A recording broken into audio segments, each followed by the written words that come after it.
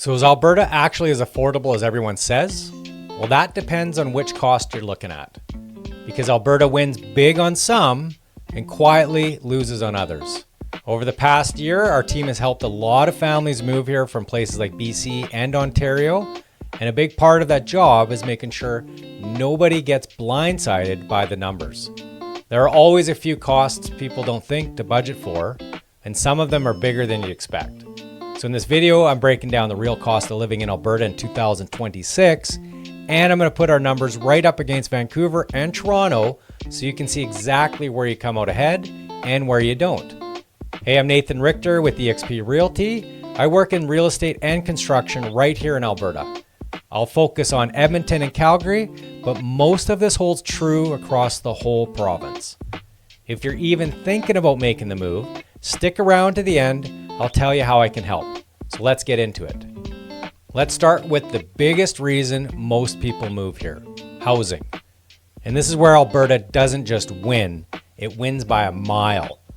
As of the summer 2026 numbers, a typical home in Edmonton runs about $429,000, with a single family house closer to $527,000. Over in Calgary, it's higher. Typical home is about $569,000, and a detached house is closer to $744,000.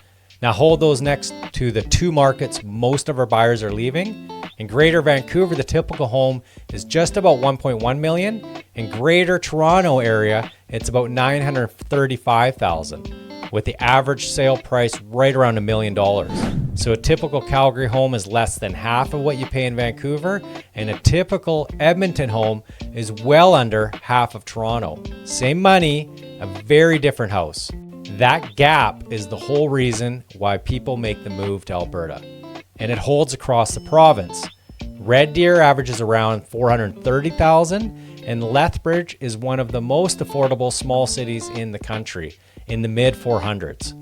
Renting instead, in Edmonton, a one-bedroom rents for roughly $1,250 and a two-bedroom around $1,600. Calgary runs a bit higher. Either way, you're paying a fraction of Vancouver or Toronto rents. If you want the full Edmonton versus Calgary comparison, I did a whole video on that. The link's in the description.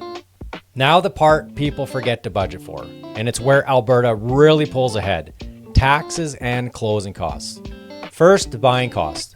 Alberta has no land transfer tax. In most provinces, that's one of the biggest checks you write on closing day. Here, you just pay small land title and mortgage registration fees. So on a $500,000 home, that's about $1,000 total. Compare that, in Ontario, the land transfer tax on the same home is about $6,500. In Toronto, you pay it twice, once to the province, once to the city, so nearly $13,000. In BC, it's about $8,000. So before you even move in, buying in Alberta saves you somewhere between $7,000 and $12,000. Next, sales tax. Alberta is the only province with no provincial sales tax.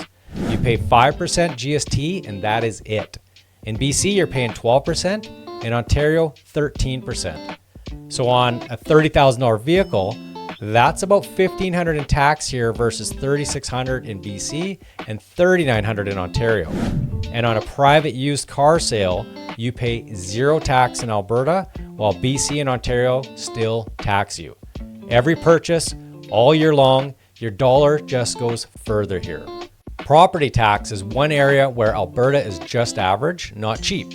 In Edmonton, you'll pay roughly 1% of your home's value a year, so about $4,300 on a typical home, closer to $5,000 on a $500,000 house.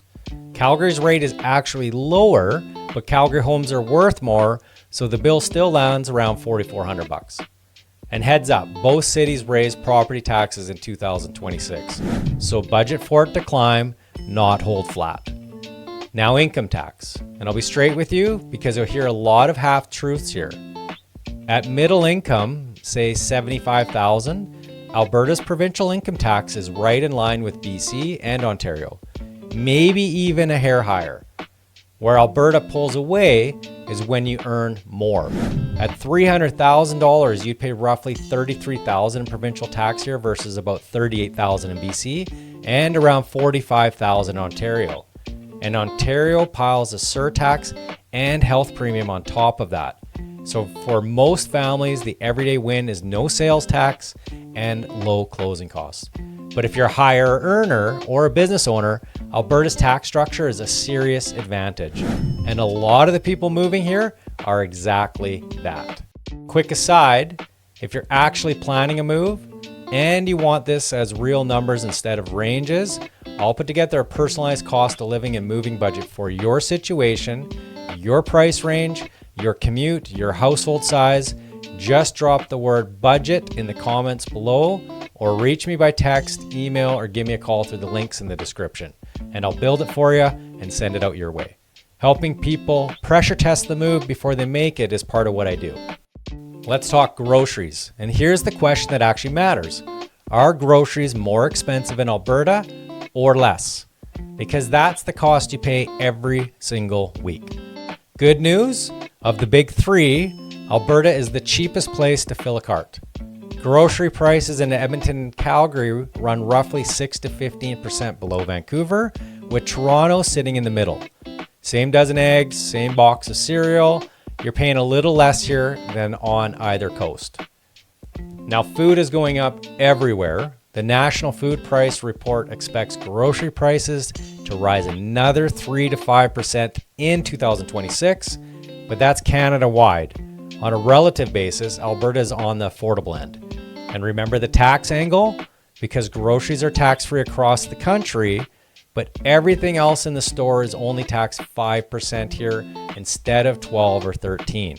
So your dollar stretches a little further at the till too.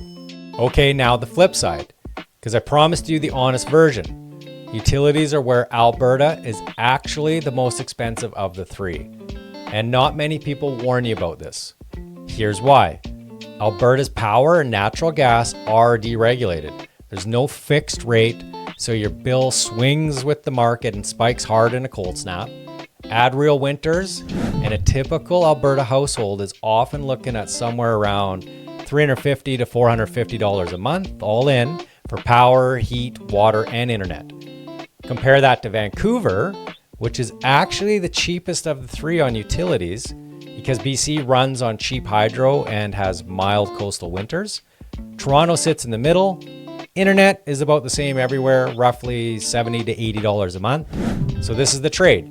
You save a fortune on the house and the taxes, and you give a little of it back on the heating bill in January. Now, as a builder, I'll tell you the fix is in the envelope. A well-sealed, well-insulated home with an efficient furnace is the single biggest lever on that winter bill. So it's worth asking about when you buy. Getting around. Start with gas, because this one's dramatic.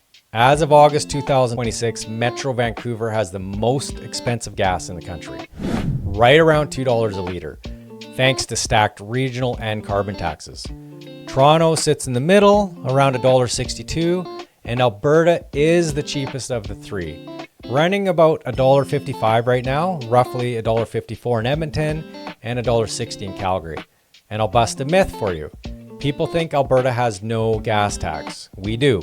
It's about 13 cents a liter. It's tied to oil prices, so it can drop when oil gets expensive, but right now it's at the full rate. On transit, Edmonton is the cheapest of the big cities. There's a monthly fare cap of $102, so you never pay more than that in a month. Calgary's monthly pass is $126.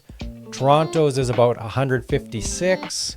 Vancouver looks cheap at $117 if you never leave one zone, but most commutes cross 2 or 3 zones, and that runs $157 to $212 a month. That said, Edmonton and Calgary are both spread out, driving cities, so most people are behind the wheel.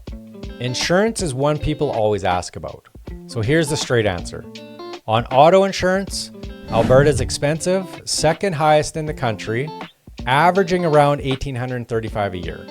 BC is in a similar range, so don't expect a bargain on either side of the mountains. The upside in Alberta is it's private, competitive market, so a clean record and shopping around can genuinely move that number. Home insurance is climbing too, and fast. Alberta averages somewhere north of $2,000 a year now, and it's risen sharply over the last 2 decades, mostly because of hail and wildfire risk. Calgary in particular sits in Canada's worst hill corridor, so premiums there run higher, often closer to $2,500. So worth factoring in before you buy. All right, the fun part, what does it actually cost to live here and enjoy it? So we'll start with gyms first. If you want a budget, Planet Fitness is about as cheap as it gets, around $15 a month or roughly $30 for the Black Card tier with the extras. Good Life is more of a full service club in the range of $80 to $95 a month, and Movati sits in a similar premium spot. But honestly, the city rec centers are the best kept secret. In Edmonton, a drop-in is around $14 to $15 and a monthly pass is around $48 to $74. In Calgary, a drop-in is around that $9 to $10 range and a monthly pass runs $60 to $70. No contract, and you get pools and rinks, not just the weights. Movie night runs about $14 to $16 a ticket. Cineplex does $5 Tuesdays if you plan around it. And Landmark Cinemas is worth knowing. They put in reclining seating at no extra charge, which is a nicer night out for the same money with premium screens like Laser Ultra if you want to splurge. Now let's talk about catching a game, because this is where you have to look at the whole picture, not just the ticket. Here's the real math. By the time you park, feed the family, and grab a couple of beers at $14 each or more, you're well over $200 before you even count the tickets. So even if you got free tickets, a family night is still a real number. So compare the whole night out for a family of 4 in the lower bowl, you're looking at around $600 to $800 to start in Edmonton, sometimes even more because they do tend to sell out, and about $800 to $1,000 in Calgary. Again, same scenario. They do have a lot of sellouts. Vancouver's about the same, but Toronto. A Leafs night out for that same family can sometimes be double because the Leafs have the most expensive tickets in the league. So our tickets are somewhat reasonable, and the whole night out is a bargain next to Toronto, and where you get a flat out deal is CFL football. Elks and Stampeders tickets often start around $20 to $30. Pub and dining, a casual meal runs about $20 to $25 a person. A nice dinner for two lands around $100, and a pint of craft beer is about $8 to $11. And Alberta's craft beer scene has genuinely exploded since the province deregulated it. Dozens of independent breweries across both cities. Here's something people don't expect from Alberta, and it's a big one if you love live music. Both cities punch way above their weight on concerts, Edmonton especially. It's got Commonwealth Stadium, 56,000 seats, the biggest stadium in Western Canada, and a regular stop for the giant stadium tours. Garth Brooks played here 2 sold-out nights in 2022, about 122,000 people. Metallica brought 2 different shows in 2024. AC/DC is here this summer, and so are Guns N' Roses and Foo Fighters. Downtown, you've got Rogers Place, the Oilers Arena, one of the busiest arenas in the country with around 40 to 45 concerts a year on its own. Calgary's no slouch either. The Saddle Dome pulls close to 40 shows a year, and the Stampede Concert Series every July brings in huge names. Quick heads up, Calgary's brand new arena, Scotia Place, isn't open yet. It's slated for 2027. Add it up, and you're getting big name acts almost every week between the two cities, plus Edmonton's festival scene, Folk Fest, K-Days, the whole summer long. Tickets for the big shows aren't cheap. Figure roughly $100 minimum to get in and up from there. But the point is, you don't have to fly to Toronto or Vancouver to see them. They come here. And then there's the reason a lot of people move here in the first place, the mountains. From Calgary, you're about 90 minutes to Banff and the Big Hills, Sunshine Village and Lake Louise. From Edmonton, it's about 3.5 to 4 hours to Jasper and Marmot Basin. That's a day trip or an easy weekend. And here's where it really pays off. A full ski weekend, 2 days of lift tickets and 2 nights in a hotel runs a family around $1,300 in Banff or about $1,200 at Marmot and Jasper. You do have to check hotel rates to see because it can get busy at peak season. Now compare that to a weekend at Whistler, closer to $2,200, and that's before you add the flights or the 10-hour drive to get there. We reach world-class mountains in an hour and a half to 3.5 hours. A lot of people have to fly to reach ours. You've also got solid local hills here right in Edmonton, that are close, $30 to $60 a day. Now camping is where Alberta really shines. A provincial park site runs $8 to $31 a night, and camping on public land is basically free. You just grab a $30 annual pass. Banff, Jasper, Kananaskis, some of the best country in the world, right in your backyard. So is Alberta really as affordable as people say? Here's the honest scorecard. You win big on housing, closing costs, sales tax, gas, and groceries. You pay more on utilities and insurance, and for most families, those wins more than cover the losses, and that's exactly why the move keeps making sense. If you're thinking about moving to Alberta, whether you're ready to buy or just starting to explore, I'd be happy to help you figure out if the move makes sense for you. If you're headed to the Edmonton area, I'll help you personally.